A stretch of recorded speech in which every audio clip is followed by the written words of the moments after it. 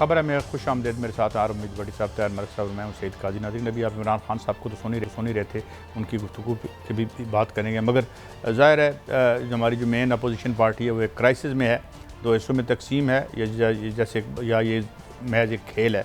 इस पर थोड़ी सी बात करेंगे, इसके बाद महंगाई की बात करेंगे और आज कुछ सोशल स्टोरीज भी मलिक साहब हम आपके साथ डिस्कस करेंगे। ट्रांसपोर्टेशन को जो इश्यूज़ हैं वो क्या है, अब हुकूमत को इसकी तरफ आना चाहिए या नहीं आना चाहिए। इसके साथ साथ कोरोना सिंध में क्या कर रहा है, उस पर क्या सियासत की जा रही है। क्या आपके पास आज उन्होंने कहा है कि जी हम 1 मिलियन लोगों को या कितने मिलियन लोगों को रोज़ाना वैक्सीनेट करें, तो क्या ये दुरुस्त है? अगर ये हो तो ज़ाहिर है हम निजात हासिल कर सकते हैं। अफ़गान हमारे जो हमारे हमसाए में भट्टी साहब एक क्राइसिस है, अल्लाह ताला उनको भी कुछ बेहतरी हो और इधर भी बेहतरी हो। मगर सवाल ये है भट्टी साहब कितना अरसा हमने ये बेच नून में शीन है, शीन में नून है, कुछ साड़ी निजात तक कोई बंदोबस्त हो सकता है? बिस्मिल्लाहिर्रहमानिर्रहीम। काई साहब, अभी हमारे प्राइम मिनिस्टर साहब तकरीर कर रहे थे, कुफ्र का निज़ाम चल सकता है, जुल्म का नहीं। तो मुझे ये तो बता दें पहले, कौन सा कुफ्र का निज़ाम 3 साल पहले चला था जो आज इन्होंने कम कर दिया? कहते हैं करप्शन, दोनों ख़ानदान नून लीग और गालिबन पीपल्स पार्टी को। तो भाई करप्शन तो वज़ीर आज़म इमरान खान साहब ऐसे ही जा रही है, आपको कोई मिसगाइड कर रहा है, आप तक हक़ाइक़ नहीं ला रहा। लेकिन बहरहाल ये आपकी मर्ज़ी, आपकी खुद ऑनेस्टी ठीक है, लेकिन आप ये कहें कि करप्शन के तो कंपटीशन हो रहे हैं। अब आ जाते हैं, देखिए भाई साहब, नून लीग में हम बहुत पहले अर्ज़ करते थे कि दोनों ख़ानदानों में इत्तेफाक नहीं है, बयानिए की लड़ाई नहीं, इक़्तिदार की लड़ाई है। नवाज़ शरीफ साहब चाहते हैं हर हाल में मरियम नवाज़ को मुस्लिम लीग की सदारत देना, तो शहबाज साहब ने अमलन मुस्लिम लीग नून चलाई है। अब शहबाज शरीफ साहब 2 दिन पहले बयान देते हैं कि इंटरव्यू देते हैं और उसमें फरमाते हैं कि हमारी हिकमत अमली थी। तो उसी पार्टी का एक वाइस प्रेसिडेंट शाहिद खान अब्बासी कहता है नहीं बिल्कुल ठीक थी, ये हम इसे मांगेंगे वजाहत। और भाई पहले तुमने पीडीएम से वजाहत मांगी तो पीटीआई पीपल्स पार्टी नून लीग गई। तो अब कोई बहाम रह गया है कि ये दोनों में इख्तलाफात आखिरी हद भी क्रॉस कर चुके हैं।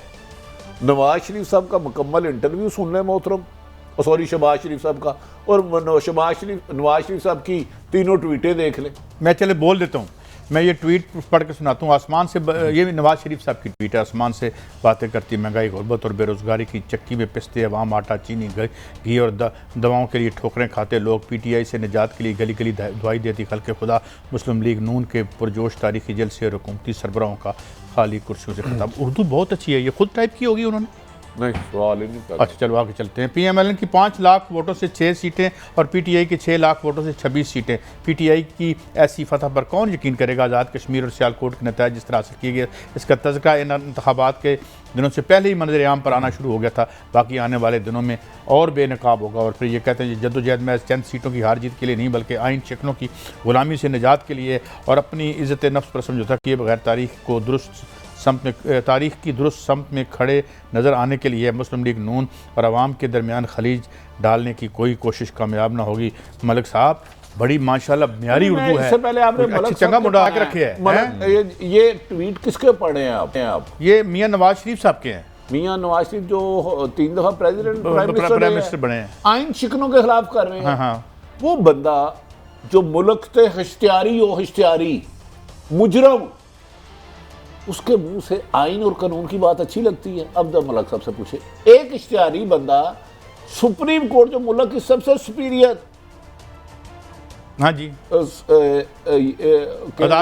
अदालत सबसे सुप्रीम कोर्ट बड़ी, जिसको मुजरम करार दे, जो इलाज के बहाने हाई कोर्ट को डॉज दे के जाए, पर उसके मुंह से आइन और कानून। जिसका अपना वज़ीर आज़म ये कहे, उसका अपना नॉमिनेटेड वज़ीर आज़म ये कहे कि हम सारे जाली इलेक्शनों के जरिए आए हैं, और ये बात वो पीटीवी पर बबांगे दौल कहें, तो वो कौन सा आइन हो? आइन की आज और गुर्बत की भी बड़ी परेशानी होगी मियाँ साहब को। ये क्यों हुआ है मलिक साहब? ये क्या इनकलाब है?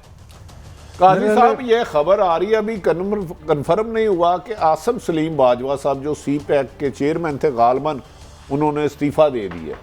हमारी खबर इसके बगैर बरक्स कुछ है कि अमेरिका ने, बहरहाल ये खबर सही है ना सही, ये तो हमारे प्रोड्यूसर सब कह रहे हैं कि खबर आ रही है, थोड़ी देर में कंफर्म कर देंगे। लेकिन अमेरिका ने बहुत कड़ी शर्त रखी है कि चीन ने कि जिनका अमेरिका में कारोबार है, अरबों खरबों का प्रॉपर्टी है, उन्हें सी पैक के प्रोजेक्ट से साइड पे रखा जाए। ये इससे हट के खबर है साहब, उनको तो मेरे ख्याल में हर चीज़ पे से साइड में रख देना चाहिए अगर हमने बच बचा करना है अपना कोई। चलें, ये खबर जब कंफर्म होती है तो इस पर ही हम कमेंट लेंगे जी।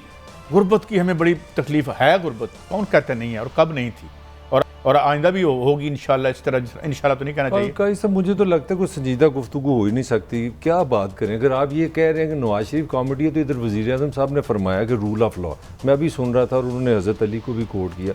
खुशी की बात है, वो इस्लाम की बातें करते हैं, इंसाफ की बातें करते हैं, रियासत मदीना की बात करते हैं। भट्टी साहब फरमाते हैं ये वो बंदा जो आइन को तोड़ के गया, जो अदालतों के फैसले को तोड़ के गया, तो वज़ीर आज़म कौन था?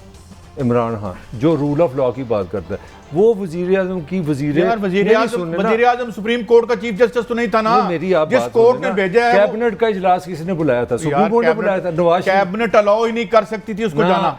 नवाज इमरान अदालतों ने भेजा है। नहीं अदालतों नहीं, इमरान ऑन रिकॉर्ड है, अदालतें भी ऑन रिकॉर्ड है कि हुकूमत की इजाजत से भेजा की मतलब नवाज शरीफ को। क्या अदालतें बाउंड है कोई फैसला करने के लिए कि प्राइम मिनिस्टर कहे तो वो फिर फैसला करें? काजी साहब, आपके वजीर आजम ने कैबिनेट एक चिट्टे कागज पर लिख कर दिया ये रूल ऑफ लॉ 50 रुपए के कागज पर दिया और हाई कोर्ट ने भेज दिया। मेरा आपसे सिंपल सवाल ये है, आप उस पे अपना सारा मुद्दा उधर बांधे हो। अच्छा, हम उनको कब छोड़? थोड़ा सा अपने देखने वालों को अवेयरनेस दे दूं। मोहतरम शहबाज गिल साहब जो वज़ीर आज़म के एडवाइज़र है, उनका ट्वीट है कि prime minister of Pakistan Imran Khan साहब ने खालिद मंसूर साहब को सी पैक अथॉरिटी का चेयरमैन बना दिया। ये कौन साहब हैं? ये मुझे नहीं पता, लेकिन इसका मतलब है कि आसिम सलीम बाजवा, चीन की बात मानी गई कि जिनका इंटरेस्ट उस चीज में है उसे ना रखा जाए। उनका नाम लिया बादियों नजर में नहीं, मैं ये कह रहा हूँ कि उन्होंने डिजाइन दे दिया। और शहबाज गिल साहब जो मोहतरम नवाज शरीफ इमरान खान साहब के एडवाइजर नहीं है, उनका ट्वीट है, मेरा नहीं है कहना। अच्छा, मैं थोड़ा सवाल की वजाहत कर देता हूँ। जिस बंदे की सारी शख्सियत और नाम और मर्तबा आइन के टूटने की वजह से बना, मियां नवाज शरीफ, वो कह रहे हैं जी आइन बड़ा खराब हो गया है, बड़ा रौला हो गया है। मेरी बात सुन, मैं उस पे बहस, मैं नवाज शरीफ पे आपकी जो बात कर रहा हूं उसको डिफेंड ही नहीं कर रहा। नवाज शरीफ आइन शिकन है, सब ठीक है, उसने फ्रॉड किया, वो चला गया। मगर मेरा सवाल है, आज जो मेरा वजीर आज़म है उसकी सबसे खूबसूरत बात है, वो कहता है रूल ऑफ लॉ होना चाहिए। रूल ऑफ लॉ, मेरे कान में उसकी आवाज़ आ रही है अपने वजीर आज़म की, जी हमें तरस आ गया।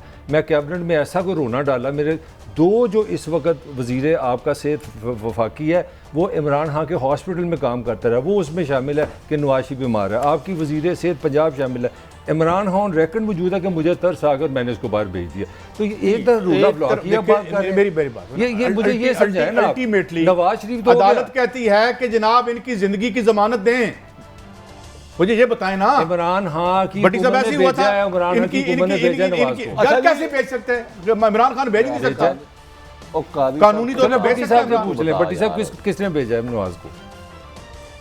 वो खबर आ गई है जी, कंफर्म हो गया, Asim Salim Bajwa chairman C pack authority के ओहदे से मुस्तफ़ी हो गए। काई साहब, इस खबर को आप थोड़ा सा लिंक करें। ये नवाज शरीफ साहब की बात कर लेते हैं, कानून तो पाकिस्तान में है ही नहीं, रूल ऑफ लॉ मुझे नहीं समझ आती। प्राइम कानून तो पहले नहीं आता होना।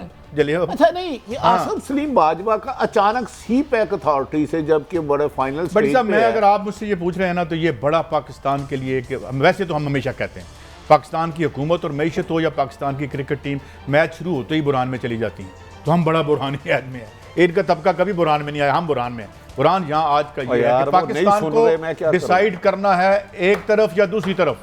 पाकिस्तान को डिसाइड करना है कि वो ये सी पैक को कंप्लीट करता है या नहीं करता, क्योंकि वो बम बिछाते हैं, ये सड़कें बिछाते हैं, तो हमने किधर जाना है? थोड़ी सी मैं आपको भट्टी साहब इसी खबर जो आपने बड़ा अच्छा एक पॉइंट रेज किया, चाइनीज़ ने कंसर्न शो किया था 5 हमारे जो बिजली घर इस वक्त बने ना ताज़ा तरीन, उनका कहना था ये बड़े स्लो जा रहे हैं, इन पे जो हमारी रिक्वायरमेंट है, जो स्पीड थी, इसमें फिर मैं कोई पॉलिटिकल बात नहीं कर रहा, वो एक कंपैरिजन कर रहे हैं नवाज शरीफ दौर का वर्सेस इमरान खान दौर का। और आपकी इतला के लिए जो वजीर सफ़ीर चाइना है ना, वो शहबाज शरीफ को शहबाज स्पीड कहते हैं, स्पीड तेज़ काम करने वाला। अच्छा, तो ये नवाज शरीफ साहब को अगर वजीर आज़म दोबारा लगा दे, सुन ले, मैं चाइना का पॉइंट ऑफ व्यू दे रहा हूँ, मैं भी चाइना का ही दे रहा हूँ। चाइना की हर दौर मैं कोई चाइना का, मैं नवाज शरीफ तो नहीं, उन्हें नवाज शरीफ को अल्लाह का वास्ता वजीर आज़म लगा, नबी का वास्ता शहबाज शरीफ को वो बना दे, क्या नाम है यार, वजीर आला, और मरियम नवाज को आर्मी चीफ बना दे। कादी साहब आपके बच्चे बड़े हों, कादी साहब नहीं, ये मुल्क का हाल ही यही है। और इमरान खान के साथ कादी साहब तो आपकी मेहरबानी, आइन शाइन छोड़ें उसकी भट्टी आइन साहब, क्या फिर हैसियत है? भट्टी Chief Justice साहब, बना एक रहे मुआहिदा जो उन्होंने गयाना में किया बिजली का, वही मशीन वो 3 गुना कम पैसों पे किया और शहबाज शरीफ साहब ने की दौर में यहाँ 3 गुना ज्यादा हुआ। इसको दोबारा लगा दें। चीनी प्राइवेट कंपनियों को तो ये बंदे चाहिए ने जिहड़ा मुल्क बेच के पैसे दे उन्होंने देना दे आप खा लें।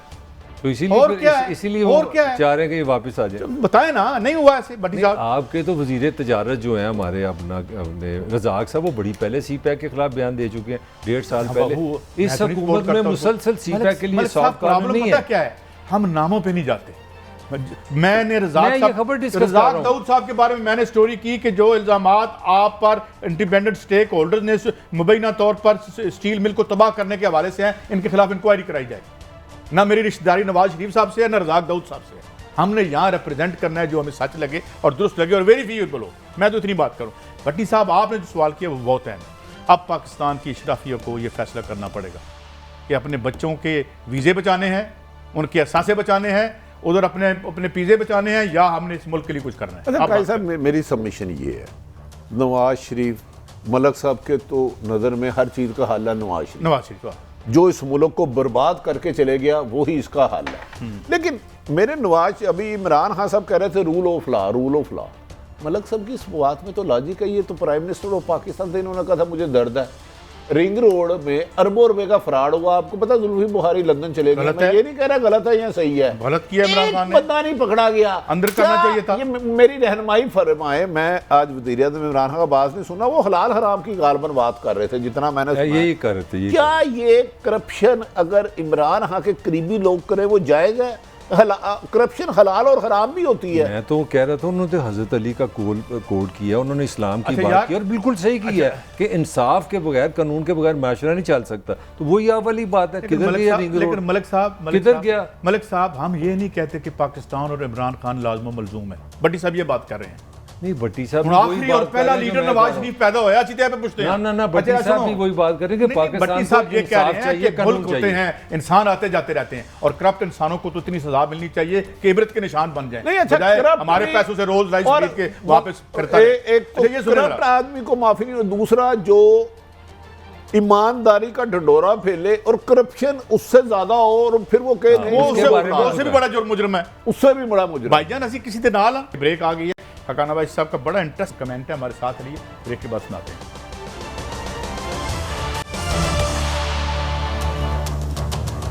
वेलकम बैक नाज़रीन, हम इसी बात को अब कंटिन्यू करेंगे। एक मेजर ब्रेकिंग न्यूज़ आ गई है और सी पैक के जो है वो बदल दिए गए हैं जो करता धरता हैं, और अब खालिद मंसूर साहब तशरीफ़ लाए हैं। मेरे ख्याल में आपको वाले हैं, मेरे साथ मौजूद हैं जनरल नईम खालिद लोधी साहब।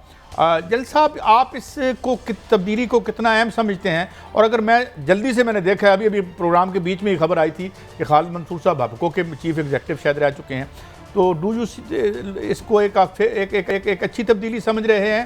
कैसे देखते हैं और इसको नेसेसिटेट कैसे हुई ये तब्दीली? जनरल साहब जी बहुत शुक्रिया। देखें, जिस बात का मुझे पता है वो मैं आपको बता देता हूँ, जिसका नहीं पता वो कुछ नहीं बता सकता।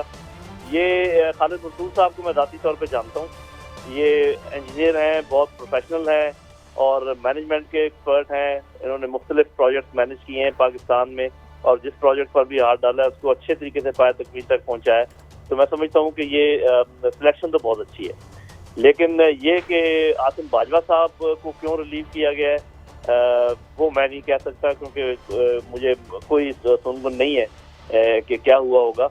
लेकिन हमें दुआ करनी चाहिए कि जो कुछ भी हुआ है पाकिस्तान के लिए अच्छा हो, और ये सी पैक में जो हमें खदशात थे कि शायद थोड़ा स्लो है किसी वजह से, वो दोबारा तेज़ हो, और इसके लिए हमें दुआ करनी चाहिए। और मुझे लगता है कि मामला अच्छे ही तरीके से आगे बढ़ेंगे। जी अच्छा जनरल साहब, गुजारिश ये है कि एक तो आपने कहा नए आने वाले का वो अच्छे, हमें उम्मीद है कि वो पाकिस्तान के लिए होंगे, लेकिन अचानक आसिम सलीम बाजवा साहब तो बहुत मजबूत समझे जाते हैं, प्राइम मिनिस्टर साहब भी उनकी तारीफ करते हैं। अचानक क्या आप समझते हैं कि चीन की तरफ से कोई खदशा था या वैसे ही ये तब्दीली रूटीन में हो गई? नहीं, बाज़ ऐसे होता है कि ये मेरा अपना अंदाजा है, जब मैं आपसे बात करने वाला हूँ, बाज़ ये होता है कि जब आप कोई चीज़ की तजदीद करते हैं, नया बलबला शो करना चाहते हैं, तो फिर आप कुछ तब्दीलियाँ शो भी करनी पड़ती हैं। तो चाहे ये चीन की तरफ से था या नहीं था, अगर आप ये शो करना चाहते हैं चीन को, या ये दिखाना चाहते हैं अपनी पब्लिक को भी कि हम नई रूह फूंकना चाहते हैं CPEC में, तो उसमें चाहे कोई वजह ना भी हो, एक अच्छी तब्दीली, अगर खासकर जो रिप्लेस करने वाला बंदा है अगर वो अच्छा हो, तो मेरे ख्याल इस किस्म की तब्दीली हो सकती है। हो सकता है इस किस्म का कोई मामला हो जी। तो आप क्या समझते हैं जन्नत साहब, खालिद मंसूर साहब आसिम सलीम बाजवा साहब से बेहतर काम कर पाएंगे? देखिए, बात यह है कि वैसे तो जहाँ तक तो management of man and material है, उसमें तो बाजवा साहब का भी बहुत एक्सपीरियंस है, लेकिन ये इनको एडिशनल एडवांटेज एक तो ये है कि ये इंजीनियर हैं खुद, और दूसरा एडवांटेज ये है कि ये कॉरपोरेट वर्ल्ड से हैं, और जितनी कंपनियां काम करेंगी CPEC के ऊपर वो कॉरपोरेट लाइंस के ऊपर करेंगी। तो एहसन सलीम बाजवा साहब को कॉरपोरेट जो मामलात होते हैं उनका इतना साफ ज़ाहिर इनके मुकाबले में इतना इल्म नहीं था, तो उस लिहाज से मैं समझता हूँ कि इनको एडवांटेज होगा उनके मुकाबले में। जनरल साहब, मैं ये पूछना चाह रहा था इंटरनेशनल रिलेशन के हवाले से, क्या पाकिस्तान ने ये तब्दीली करके कोई चाइना को मैसेज दिया है और इसके साथ कोई अमेरिका को भी मैसेज आता है? क्योंकि ये एक बड़ी अहम पोस्ट है, आप इसको किस तरह देखेंगे इंटरनेशनल रिलेशन के रेफरेंस से? देखिए, इंटरनेशनल रिलेशन का तो इससे इतना ही ताल्लुक मैं समझता हूँ कि जब भी किसी कॉरपोरेट कंपनी का या कॉरपोरेट किस्म के काम का या बड़े प्रोजेक्ट का हेड, हमारे अपने जो अंदरूनी मामला है उनको आप अलग रखिए, तो मेरा ये ख्याल है कि जब भी आप इतने बड़े प्रोजेक्ट का इंचार्ज किसी कॉम्पिटेंट सिविलियन को बनाएंगे तो एक अच्छा मैसेज जाना चाहिए हर तरफ। अच्छा जनरल साहब, ये फरमाइए कि आमतौर पर डिप्लोमेसी की दुनिया में कहा जाता है कि एक बास्केट में हमें एग्स नहीं डालने चाहिए, और जो है अमेरिका बहादुर से भी ज़ाहिर है हमारी कोई दुश्मनी तो नहीं है, मगर रवायती तौर पर देखें तो हमने ज़ख्मी लिए हैं उनसे, और चाइना तो अब अफगानिस्तान में भी रीबिल्डिंग करना चाहता है, तो हम क्लियर कट पॉलिसी इख्तियार कर पाएगी? इतनी जान है हमारी रूलिंग इशराफिया में जनरल साहब? देखिए जी, जो अगर आप मुझसे पूछें तो जो मुझे नज़र आ रहा है वो ये है कि आप हमारी बातों पर ना जाएं, आप हमारे जेस्चर्स पर ना जाएं, आप हमारे एक्शंस पर जाएं और उसके आउटकम पर जाएं। मुझे ऐसे लग रहा है कि पाकिस्तान कुछ कहे बगैर, ज़्यादा शोर मचाए बगैर अमेरिका से दूर हो रहा है और टीम के करीब जा रहा है। अच्छा जनरल साहब, क्या आप समझते हैं कि अमेरिका ने तो हमेशा हमें इस्तेमाल किया, क्या हुकूमत वक्त का ये फैसला बेहतर है कि इस वक्त अपने आप को खुसूसन अफगानिस्तान वार से भी दूर रखना और चीन की तरफ जाना? मेरा ख्याल है कि बेहतरीन फैसला है और बहुत अक्लमंदी का सबूत है, क्योंकि जब आप थोड़ा सा भी आगे मुस्तकबिल पर नज़र डालें तो जिस तरीके से चीज़ों ने चलना है ये बिल्कुल सही डिसीजन है और होना चाहिए। और अगर ये इसमें अभी भी कोई ले तो लाल है तो मेरी सजेशन होगी अपनी लीडरशिप को कि बिल्कुल इसमें किसी किस्म का तौक़ुफ़ ना करें, और हमें अच्छी तरह जो आप बातचीत कर रहे हैं, ये हिस्ट्री का जो सबक है कभी नहीं भूलना चाहिए कि कौन सा मुल्क आपके साथ कैसा बर्ताव करता रहा है, और हमारा हक बनता है कि हम अपना रास्ते का खुद तयन करें और जो रास्ता इस वक्त मुल्क में बेहतर हो। जल साहब, thank you very much for your precious time, you always enlighten us on the issue. बड़ी बात उन्होंने की है, और उनका खुद वो जर्नैल रहे हैं और वजीर भी रहे हैं। उनका कहना है भट्टी साहब के अगर हेड जो कारोबारी इदारे हैं उनके हेड अगर कॉरपोरेट वर्ल्ड से आए तो ज़्यादा बेहतर है। मैं जनरल साहब हमेशा बड़ा खुल के और बड़ी टू द पॉइंट, मैं बड़ा खुश होता हूँ इन्हें सुन के। उन्होंने कहा है कि इधर जिस साहब को लगाया गया वो बहुत बेहतर है। उन्होंने कहा कि अमूमन ऐसे ओहदों पर अगर रिटायर्ड अफसरों को लगाया जाए तो बाहर भी अच्छा नहीं देगा। और दूसरा, उन्होंने मेरा ख्याल है, देखें फिर इमरान खान के वर्षन की ये तो तारीफ करेंगे, उन्होंने कहा जी इन्होंने एक अच्छा फैसला किया चीन की तरफ जाने का। अमेरिका से कह रहे हैं बार जख्म खाए हैं, ज़्यादा शोर न मचाएं, मगर खामोशी से हम ड्रिफ्टिंग टुवर्ड्स अमेरिका। लेकिन अमेरिका से हमने बार बार जख्म खाए हैं। तो मेरा ख्याल है जनरल साहब बड़ी कुछ बता गए हैं हमें, और जो हमें खदशा था वही हुआ जो कुछ दिन पहले भी हम कह रहे थे कि शायद चेयरमैन CPEC की तब्दीली में तवक्को है। चले, ये तो एक अच्छी बात होगी यार, अच्छी खबरें भी माशाल्लाह। चलें, उन्होंने भी बड़ी खिदमत की होगी भाई, हम उनको भी कहते हैं कि नहीं, उन्होंने बहुत ज़्यादा कोयटा में काम किया है, सदरन कमांडर किया है, बड़े मेहनती और काबिल हैं। तो लेकिन इस सीट के लिए शायद मेरा ख्याल है ये बेहतर है। खालिद ज़मीर किसी बंदे का नाम है भट्टी साहब? मलक साहब से पूछें, ये बड़ी खूबसूरत बात की है। हाँ जी, मेरा ख्याल है कि ये, मैं इस पे कमेंट नहीं करूँगा, मैं समझता पार्टी वाइज ही मुझे लगता है ये देखें, पार्टी में लीडरशिप होती है लाइक इंजन। अब मुझे लगता है कि नून स्वाय कन्फ्यूजन के कुछ नहीं रहा। आपकी पार्टी का सदर है शहबाज, शरीफ जिसका नाम है, तो फिर यार अगर आपको इतना इतराज़ है, कायद उस पर अब ट्वीट कर रहा है, पुरान साबिक वज़ीर आज़म उस पर तनकीद कर रहा है, मरीम कह रही है हमारा ये नुक्ता नज़र है, तो आप किसको बेवकूफ़ बना रहे हो? You are playing with people, you playing with your party. Simply बात है आपके जी आप सदर नहीं बन सकते। कायद जो है, कायद अगर मैं बात नून के रेफरेंस से बात करूँ, अगर नवाज शरीफ की कोई भी लाइन है अच्छी बुरी लोगों ने पसंद करनी है, आप एक लाइन पे चलें। आप अपनी अच्छी खासी पंजाब में पॉपुलरिटी है, आप उसको ख़राब कर रहे हैं, वोटर आपका कंफ्यूज हो रहा है। शहबाज शरीफ पॉपुलर नहीं है, ये मेरी राय है, तो अगर आप समझते हैं वो पॉपुलर नहीं है तो आप मरीम को सदर बना दें या किसी और को बना दें। ये पार्टी का नुकसान कर रहे हैं। गुजारिश ये है कि मुझे समझ नहीं आई शाहिद हकान अब्बासी साहब की, मरी से इलेक्शन हार गए, पिंडी से हार गए, हफ्जा शहबाज ने हल्के से जिताया, वाइस प्रेसिडेंट है, और ये कह रहे हैं नवाज शरीफ शहबाज शरीफ जो पार्टी का सदर है मैं उससे वजाहत मांगूंगा। यार आप कैसे मांग सकते हो? तो आपको टिकट उनके साइनों से मिला है और आप कह रहे हैं कि हिकमत अमली ठीक थी। वो पार्टी का सदर थे जिन्होंने हिकमत अमली बनाई थी जिसके तहत आपको इलेक्शन मिला। इसका मतलब है मरियम नवाज और चचा में इख्तलाफ नहीं, नून लीग में वादे धड़ा बंदियां हो गई हैं। आप इस बात को मायना ना समझे, वरना शाहिद हकान अब्बासी साहब या किसी वाइस प्रेसिडेंट की जरूरत है कि वो वाइस प्रेसिडेंट तो 50 होते हैं कि प्रेसिडेंट को कहे यार मैं उससे वजाहत मांगूंगा। बट साहब मैंने तो आपने मुझे कहा था वो खबर मैं बाद में बात आपसे करूंगा, लेकिन मैं ज़रा सुनवा दूँ। फवाद चौधरी साहब और शेख रशीद साहब जो हैं वो इन तब्दीलियों को या इस केओस और कन्फ्यूजन विद इन PMLN को कैसे देखते हैं, सुनाइए जी। देखें, अगर शहबाज शरीफ माजी को बुला के बात करना चाहता है तो हुकूमत तो कभी अपोजिशन के दरवाजे बंद नहीं हो सकते सियासत में। शहबाज शरीफ साहब ने बयान दिया कि वो उस पर आगे चलने को तैयार हैं, ये खुशाइन बयान था। हम जो पार्लियामान के अंदर लीडर्स हैं हम उनसे बात करेंगे, जो पार्लियामान से बाहर लीडर हैं उनसे हम बात नहीं करेंगे।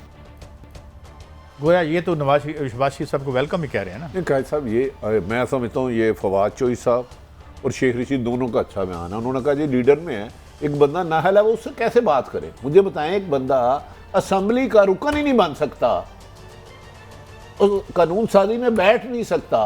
तो फवाद चौधरी साहब ने बिल्कुल ठीक है, अच्छी बात है, आए इलेक्शन इसरात करें और भी जो मामला हैं जो आप समझते हैं पार्लियामेंट में। लेकिन बड़ी साहब अब मुझे लगता है ये मैं अगली खबर से जाने। अच्छा, मलक साहब हमेशा इतराज करते थे कि खानदान में इख्तलाफ नहीं है, अब आपका कुछ थोड़ा सा यकीन हुआ कि है अभी भी। मगर अभी मेरा आपसे एक इख्तलाफ रह गया, वो बिल्कुल साबित हो गया, दोनों की डायरेक्शन अलग है और मैंने ये कहा है कि ये पार्टी के लिए बड़ा नुकसान दे रहा है। मगर नवाज शरीफ का नुक्ता नज़र मेरी भी अंडरस्टैंडिंग है, ये हुकूमत के पास ऐसी कोई पावर नहीं कि इनसे नेगोशिएशन की जाए, इनके हाथ में कुछ नहीं है।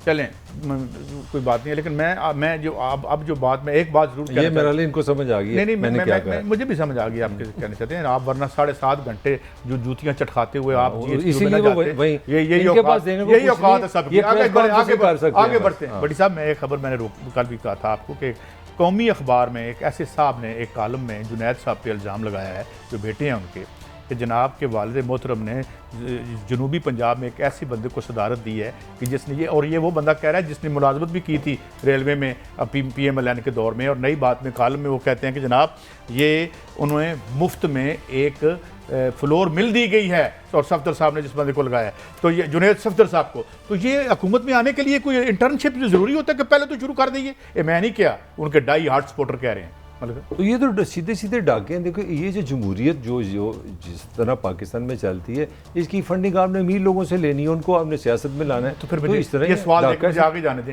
ये डाके और डकैतियां और ये मुल्क लाज़िम मलजूम है, ये इस निज़ाम में तो यही है। अच्छा साहब, मैंने तो ये डाकू को ले आए, मैंने तो ये कॉलम नहीं पढ़ा, इसलिए मैं राय नहीं देता। निज़ाम है ही नहीं। आप तो डाकू के फैन निकले।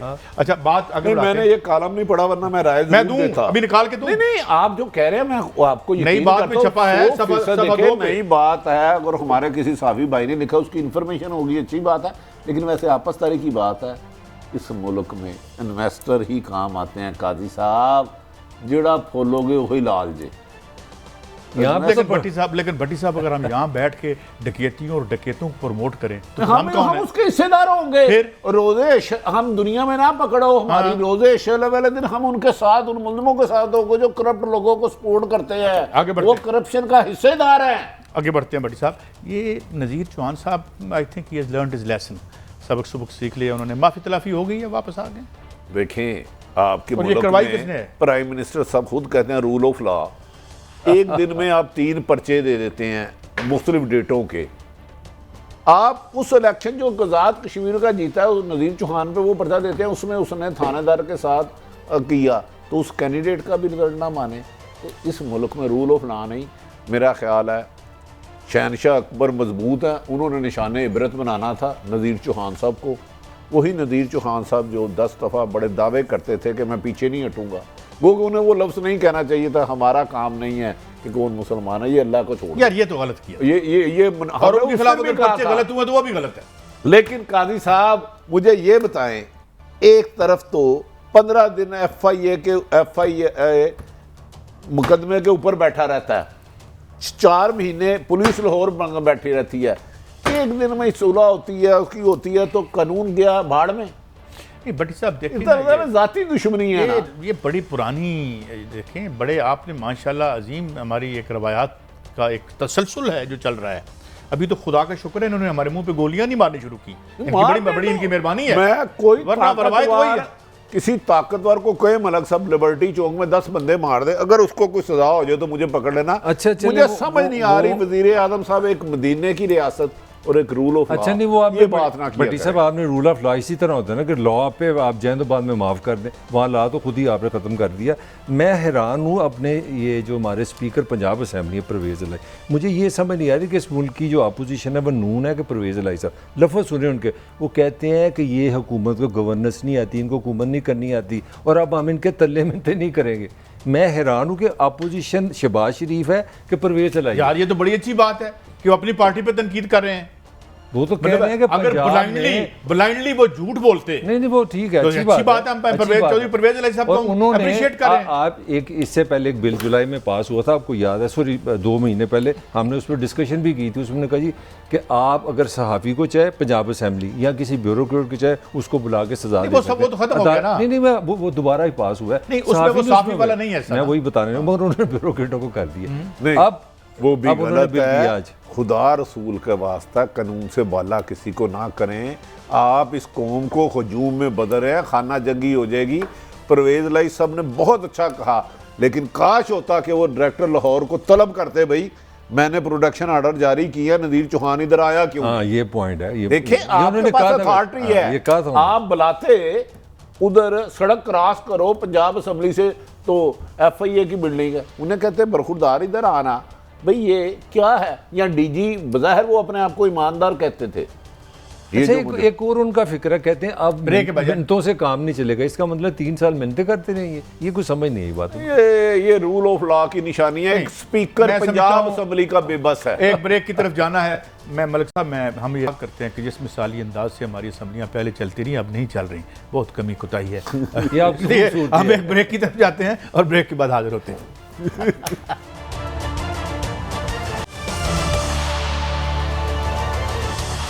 Welcome back. मलिक साहब कल भी हमने बात की थी, अब खुशहाली का एक इंडिकेटर तो हमारे जो वजीर हैं, क्या नाम है, हमाद साहब, उनका ये कहना था कि फवाद चौधरी साहब ने ट्वीट किया कि जी गाड़ियों की रिकॉर्ड जो है, फवाद चौधरी साहब ने भी किया कल यही बात उन्होंने भी तो की थी ना। अब मैं और आप डाटा जब निकाल रहे थे तो 10 मिलियन 1 करोड़ कारें हैं इस मुल्क में। काई साहब असल में जो मैं समझता हूँ, आप अपना नुक्ता नज़र जरूर दीजिएगा भट्टी साहब ने, मैं समझता हूँ कि पाकिस्तान जो है ना, हमारी ये नहीं सारी हुकूमतों ने 1 करोड़ 2 करोड़ लोगों को पाकिस्तान समझा हुआ है, बाकी हम सब आउटसाइडर हैं। इसकी मैं छोटी सी मिसाल दूँ, देखिए कितना बड़ा जुल्म है। आपने कितने फ़ख्र से कहा कि हमने गाड़ियाँ सस्ती कर दी हैं। गाड़ियाँ सस्तियाँ क्या की हैं? गाड़ियाँ सस्ती नहीं, आपने मेरा जो टैक्स लेके मेरी तालीम पे लगाना था, मेरी एजुकेशन पे लगाना था, आपने कहा जी हम लाख 2-2 लाख गाड़ियों पे छोड़ रहे हैं। बड़ी अच्छी बात है, और ओन भी दे रहे हैं हम। फ़ायदा किसको होगा? नहीं, पॉइंट जो मैं रेज़ करना चाह रहा हूँ, जो सिटीज़न ऑफ पाकिस्तान है वो 1 करोड़ 2 करोड़ है, बाकी यहाँ इस मुल्क के शहरी नहीं है। अब जो इस मुल्क के शहरी, उनके साथ सुने कितना मज़ेदार काम हो रहा है। हुआ ये है कि ये कह रहे हैं, इन्होंने इनसे बताया कि जी 50% पाकिस्तान में मोटरसाइकिल की जो है डिमांड बढ़ गई है। अब मोटरसाइकिल आम आदमी की सवारी है, मतवस्त तबका, लो तबका, कहते हैं जी बड़ी तरक्की होगी, बड़ी तरक्की। अब सच ये है कि ये तरक्की की वजह से नहीं मोटरसाइकिल की डिमांड बढ़ी। डिमांड इसलिए बढ़ी है कि जब से कोरोना है पाकिस्तान में, एक अच्छी बात है, ऑनलाइन बिजनेस इतना बड़ा है, हर जगह ऑनलाइन हुआ है, उससे गरीब लोगों को एक नया मौका मिला है पेट भरने का, वो मोटरसाइकिल से डिलीवरी करें। जब वो डिलीवरी पे गए हैं तो आपने जो 70 सीसी की मोटरसाइकिल थी, 1 साल में, ये अभी साल ख़त्म नहीं हुआ, अभी आधा हुआ है, आपने 11,000 उसकी कीमत 5 दफ़ा बढ़ाई है। उस 11,000 बढ़ गई, 100 सीसी 12,000 रुपये बढ़ गई है, और 125 सीसी 14,000 रुपये बढ़ गई है। 5 महीने में आप बढ़ाते जाने। अब मज़ेदार कहानी सुने। कहानी ये है कि ना पब्लिक ट्रांसपोर्ट है, आप गाड़ियों को टैक्स छोड़ रहे हैं और गरीब लोगों को 14 यार, ऑरेंज ट्रेन तो है आपके पास। मैं उस तरफ बाद में आ रही ना, आप बात मैं मोटरसाइकिल की बात करूँ। और आपने किया क्या है, किया ये कि जो खाम माल पाकिस्तान में मोटरसाइकिल पे लगता है वो 200% महंगा हो गया है और डॉलर 124 से 3 साल में 175 को हो गया, और सॉरी 165 को हो गया। तो मेरी गुजारिश है कि मोटरसाइकिल की अभी कीमत और बढ़नी है, तो ये आपका हाल है गरीबों अच्छा के भट्टी लिए साहब, है। आप मुझे ये बताएं कि कितने साल हो गए आपको साफत में? माशाल्लाह। मैं तो सोच रहा हूँ साफत ना ही की। नहीं, फिर भी कितने साल हो गए? कादी साहब ये भट्टी साहब मुल्क मोटरसाइकिलें बनाएं। आपके बकौल अल्लाह की कसम शराफिया का है, ये 90% लोगों को गोली मार देनी चाहिए। अल्लाह ये माफ। इनका नहीं है। कादी साहब वो आप क्यों नहीं सुन रहे? जिसकी पिजारो चोरी हुई है वो 3 पिजारो ले सकता है क्योंकि वो अरबपति है। मोटरसाइकिल जो गरीब आदमी उसने कमेटी डाल के दोस्तों से पैसे लेके लेनी है, उसकी आप कीमत पे कीमत बढ़ाए जा रहे हैं। आप तो गरीब दुश्मन है, आप कातल है गरीबों के। गाड़ी 20-25 लाख की कोई लेगा, उसको 2 लाख कम कर दिया, 20 लाख होगा था ना, तो कितने % मुल्क की पॉपुलेशन के? ये सिर्फ 5% आबादी है जिनके पास ये सारी गाड़ियां घूम रही हैं, बाकी 90% आबादी के पास गाड़ियां नहीं है। और उनके साथ ये साहब, वो उनके पास पब्लिक ट्रांसपोर्ट नहीं है, वो एक जगह से दूसरी जगह नहीं जा मैं सकते। तो आपसे एक सवाल पूछ रहा हूँ कि एक गवर्नमेंट बस सर्विस हुआ करती थी, अल्लाह आपका भला यहाँ पे करे। ओमनी बस चलती थी, हैं जी, यहाँ पे जो है एक सस्ती मोड ऑफ कम्युनिकेशन था।